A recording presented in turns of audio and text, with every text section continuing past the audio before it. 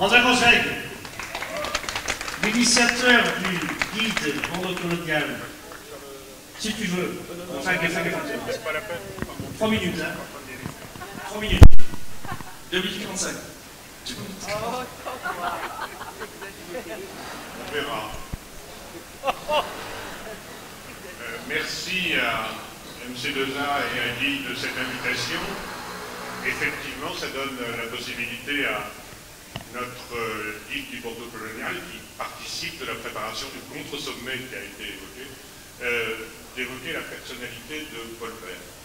Le guide du Bordeaux colonial, c'est un guide qui reprendra le nom des rues, des voies, des places, de gens qui ont participé à la construction de l'Empire, à la construction du colonialisme français, et avec quelques autres figures, y compris d'anticolonialistes. Elles existent, y compris dans notre paysage urbain. Paul Bert, tout le monde connaît le nom de Paul Bert, mais plus personne n'est capable de dire pourquoi. Il y a au moins une école par département qui porte son nom. Paul Bert, né en 1833, mort, je le dis tout de suite, en 1886, a été professeur de physiologie à Bordeaux en 1867 pendant 2 ans, avant d'être nommé à la Sorbonne. Il participera à la fondation de la Société française d'anthropologie avec Paul Broca, qui a lui aussi droit à une rue et à quelques amphithéâtres, et plus même.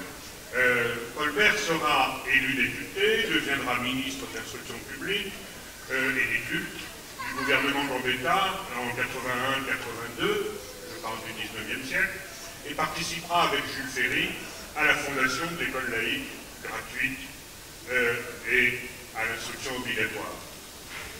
Au conseil municipal de Bordeaux, c'est un conseiller municipal par ailleurs universitaire, Gaston Lespio, qui proposera qu'une rue soit dédiée à Paul Bert 5 jours après son décès, dans des termes particulièrement élogieux, comme scientifique, comme enseignant, comme homme d'État, comme soutien au développement de la faculté de médecine ou comme fondateur du laboratoire zoologique d'Arcachon.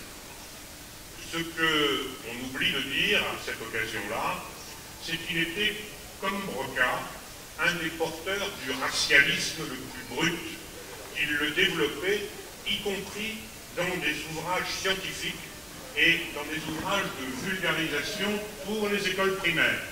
Dans le livre pour la 2e année de l'enseignement scientifique, sciences naturelles et physiques, animaux, végétaux, pierres et terrains, 1888, on peut lire par exemple: les nègres, peu intelligents, n'ont bâti que des huttes, parfois réunies en assez grand nombre pour faire une ville.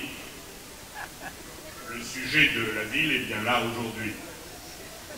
Ils n'ont point d'industrie, la culture de la terre est chez eux au maximum de simplicité. Ce ne sont pas cependant les derniers des hommes. Il faut mettre après eux, comme intelligence, les petites races d'hommes qui habitent les régions les plus inaccessibles de l'Afrique. Bien au-dessus du nègre, nous élèverons l'homme à la peau jaunâtre. Il a fondé de grands empires, créé une civilisation fort avancée, mais tout cela semble de nos jours tomber en décadence. Je le dis tout de suite, Paul Bert finira sa vie comme gouverneur du Tonkin. Et, dit Paul Bert, la race intelligente entre toutes, celle qui envahit, étant à détruire ou subjuguer toutes les autres, c'est celle à laquelle nous appartenons. C'est la race blanche. Ça, c'est ce que l'on apprend dans un manuel pour l'enseignement primaire au début de la Troisième République. Je dois dire que je me souviens, dans les années 50, où j'étais à l'école primaire, que dans le livre de géographie, il y avait encore la race blanche, la race noire, la race rouge, la race jaune, et effectivement, d'une France qui vivait de façon idéale dans la zone tempérée avec toutes les tempérances. Membre du parti colonial, élu en 1883 président d'honneur de la Société pour la protection des colons et l'avenir de l'Algérie, son dernier poste sera, je l'ai dit, gouverneur du Tonkin, où il sera emporté en quelques mois par les fièvres. Bref, comme scientifique, comme enseignant, comme homme politique, le symbole de la pensée raciste au service du projet colonial. Et je voudrais terminer par cette interrogation. Il y a un débat que vous connaissez pour savoir s'il faut garder le nom des rues ou ne pas garder le nom des rues. Et en général, on nous dit qu'il faut garder cette mémoire et que souvent la critique est anachronique quand on critique des personnages d'hier. Moi, je voudrais simplement poser la question. Est-ce qu'il n'est pas quelque part anachronique en 2020 qu'une école porte le nom de Paul Bert, et même, je le dis ici, qu'un réseau social porte le nom de Paul Bert? Merci.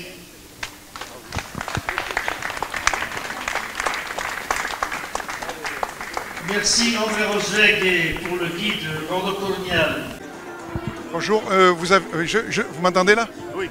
Voilà, cette inauguration est symbolique, enfin pas symbolique, c'est tous les ans cette inauguration se passe ici à Bordeaux pour parler de l'Afrique, pour mettre l'Afrique en honneur. Pour vous, c'est important qu'on mette l'Afrique en honneur avec le lourd passé qu'a Bordeaux sur la traite de Bordeaux s'est enrichi. C'est un peu une reconnaissance de cette Afrique qui a été malmenée. Oui, je pense qu'il est utile que tous les ans, grâce à différents acteurs et notamment l'Institut des Afriques, avec l'ensemble de ses partenaires, propose au public bordelais un temps fort sur l'Afrique. Et bien sûr, le passé et le présent doivent nous permettre de réinventer les possibles de l'Afrique et les possibles aussi de Bordeaux. Au fond, ce faisant, Bordeaux en fait renoue avec sa propre identité, qui est celle d'être une ville à la pluralité culturelle, artistique, humaine et politique. Donc, au fond, c'est une manifestation qui n'est pas indifférente, qui n'est pas hasardeuse. Et bien au contraire, c'est une manifestation qui rappelle à Bordeaux, effectivement, la nécessité pour la ville de continuer d'abord à accueillir l'Afrique et surtout de continuer à développer avec le continent africain des liens très forts, à s'intéresser, comme elle le fait déjà, à ces diasporas. Et donc, c'est extrêmement positif comme manifestation. Est-ce que justement cette rue que vous allez baptiser symboliquement rue des Mouches, beaucoup de gens voudraient qu'elle reste rue des Mouches et non Colbert? Est-ce que le maire pourrait pas peut-être laisser cette rue des Mouches et puis véritablement ça serait un fort symbole pour l'Afrique? Oui, je crois que bon, vous savez, les symboles sont toujours extrêmement importants. Je crois que ce qui était fondamental, c'était effectivement cette manifestation symbolique que nous avons faite ici aujourd'hui. Et il est évident que si la conscience citoyenne se manifeste dans cette direction-là, évidemment qu'à un moment donné, le conseil municipal pourrait s'intéresser à tout cela. Mais je crois que ce qui est important, c'est que l'histoire évolue par sédimentation, parce que toute personnalité n'a pas que son côté ombre. Il y a aussi le côté lumière, et effectivement, bon. Mais pourquoi pas une rue des Mouches ailleurs? Elle serait bien ici, parce qu'on est en train justement de faire cette inauguration. La rue des Mouches serait le bienvenu ici qu'ailleurs. Mais vous savez, on peut imaginer en fait plusieurs rues des Mouches, oui, pourquoi pas, dans la ville et dans l'agglomération. Donc voilà, donc rien n'est exclu, pourquoi pas ailleurs. Est-ce que l'intervention de Roosevelt, son intervention, qu'il a parlé de cette pancarte qui est là, Qu'est-ce que vous pouvez dire sur son intervention? Comment vous l'avez ressenti? Je crois qu'il a rappelé évidemment l'histoire d'une personnalité avec son ombre et sa lumière. Hein. Je crois que c'est important d'avoir cette connaissance de l'histoire des personnalités de notre ville. Et je crois que c'était utile pour les jeunes générations et même pour nous-mêmes d'apprendre à connaître les personnalités qui ont marqué la ville. Dernier mot, qu'est-ce que vous pouvez dire sur cette belle réussite qui se remettra l'année prochaine? On peut dire encore, l'Afrique, elle est là et elle restera malgré le lourd passé. L'Afrique devra rester un jour, je l'espère, complètement indépendante, sans la prise de main extérieure et qu'elle fasse son chemin avec une liberté totale. Ben, je pense qu'effectivement, d'abord, il faut savoir que l'Afrique n'a cessé, comme le disait le poète guadeloupéen Daniel Maximin, l'Afrique s'invente où elle est et elle n'a cessé de se réinventer. Et l'Afrique n'est pas enchaînée par son passé. L'Afrique tire les leçons de son passé et de son présent pour continuer à se battre, pour continuer à s'élancer vers des ailleurs beaucoup plus positifs. Et donc ces dynamiques africaines, ce sont celles que l'on voit à travers une semaine des Afriques comme celle-ci. Et je pense que avec les journées nationales des diasporas africaines, avec le sommet Afrique-France du mois de juin, avec toutes les autres manifestations, eh bien, l'Afrique sera toujours là. Et donc elle ne cesse de s'inventer, elle ne cesse de s'engager, elle ne cesse de se manifester au monde.